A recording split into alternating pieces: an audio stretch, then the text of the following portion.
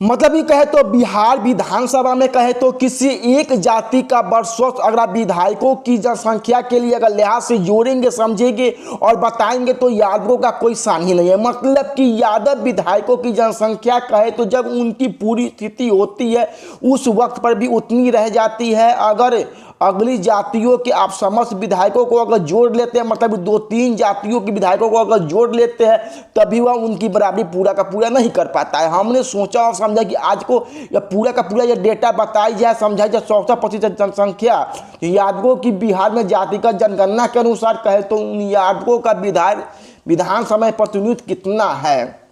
आखिरकार 100% जो टोटल विधायक है उनमें कितने प्रतिशत केवल यादव विधायक है और यादवों का वर्चस्व कहे तो बिहार विधानसभा में कितने दशक से पूरा का पूरा चलता आ रहा और पहले यादवों की स्थिति क्या कुछ हुआ करती थी और कैसे यादवों की स्थिति इतनी तेजी से बदल गई। हम आपको एक एक करके पूरा डेटा बताएंगे और समझे कैसे 2020 में कहे तो कुल मिलाकर के 52 यादव विधायक है। अगर साल 2015 की हम बात करेंगे तो उनकी जनसंख्या 61 थी और वह कौन सा साल था जब यादवों के लिहाज से वह गोल्डन पीरियड था पूरा का पूरा। उस साल में कुल मिलाकर कहे तो 84 यादव विधायक विधानसभा में रहा करते थे।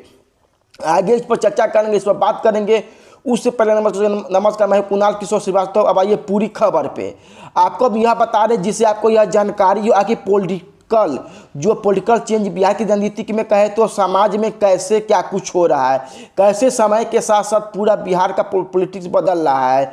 अगर आज़ादी के बाद की हम बात किया करते हैं तो उस वक्त कहे तो यादव की जनसंख्या कहे तो बिहार में इसी के लगभग थी, मतलब कि जनसंख्या तो इसी के आसपास थी। लेकिन यादवों का प्रतिनिधित्व राजनीतिक में जो था वह आज की तुलना में कहे तो एकदम कम था।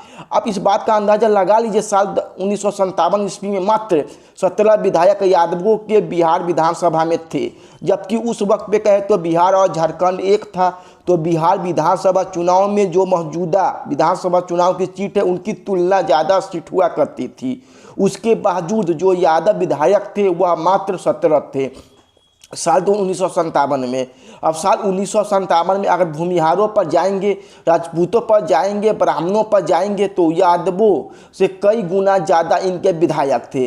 लेकिन जनसंख्या उस वक्त पर भी कहे तो लगभग कहे तो इसी अनुपात का रहा था। अब इसके बाद आइए साल 1995 में। साल 1995 की बात किया करें तो वह दौर था जब यादव विधानसभा में अब तक के इतिहास में कहे तो सबसे ज़्यादा पहुँचे थे। मतलब 84 यादव विधायक उस वक्त पे रहा करते थे विधानसभा क्षेत्र में। उस वक्त पे अब विभाजित विमान था, मतलब कि झारखंड में भी बिहार में हिस्सा हुआ करता था। अब यह तस्वीर बदली कैसे पूरा समझिएगा, गौर से समझिएगा। साल 1957 ईस्वी में मात्र 17 विधायक आते हैं 17 और साल 1995 में 44 केवल यादव विधायक हुआ करते हैं। यह तस्वीर इसलिए बदलती है क्योंकि जब राजनीतिक आगे बढ़ी तो पिछड़ों ने अपना हक मांगा। यादवों के नेता उभले, लालू प्रसाद यादव, उसी ने नाम ऐसा उभला जिस लालू प्रसाद यादव के इर्द गिर्द कहे तो केवल बिहार नहीं बल्कि अब तो केंद्र की राजनीति होने लगी।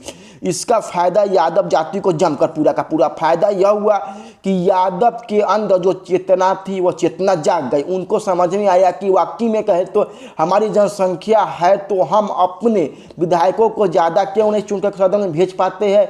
यादवों में जब जागृति आई, यादव जब समाज उठा तो इसके बाद से यादव विधायकों को जनप्रतिनिधियों की संख्या में उछाल आया।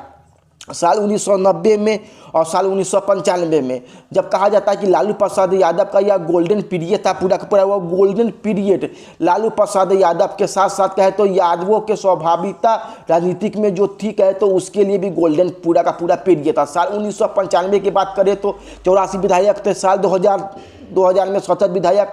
यह वह दौर था जब लालू प्रसाद यादव की टूटी की राजनीति बोल रही थी।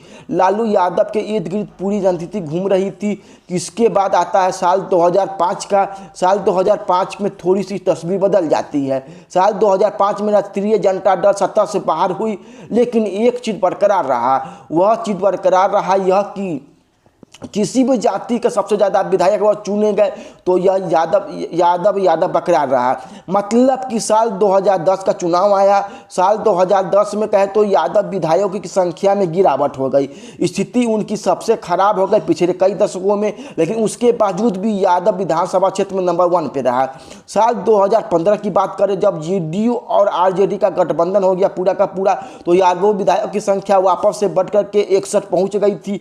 साल 2020 के चुनाव में इनकी जनसंख्या जो विधायक थे विधानसभा में उनकी संख्या घट करके 52 हो गई, लेकिन जो यादव का विधानसभा में जो दबदबा था वह दबदबा कायम रहा।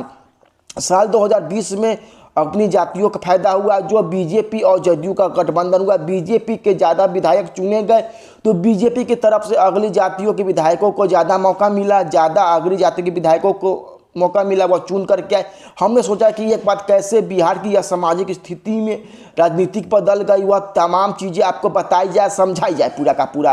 अब एक बात आप समझिएगा कि जब जब बीजेपी का प्रदर्शन अच्छा रहा है तब तब भूमिहार, राजपूत और ब्राह्मण जो यह जातियाँ हैं इनके विधायकों की जनसंख्या बढ़ गई है, और जब जब बीजेपी का प्रदर्शन पूरा का पूरा खराब हुआ है तब तब पिछले कई दशक में जो भूमिहार है, राजपूत है, जो ब्राह्मण है, इन विधायकों की जनसंख्या पूरा का पूरा घट गई है। और जब जब राष्ट्रीय जनता दल का प्रदर्शन सुधर गया है तब तब यादव विधायकों की जनसंख्या बढ़ी है।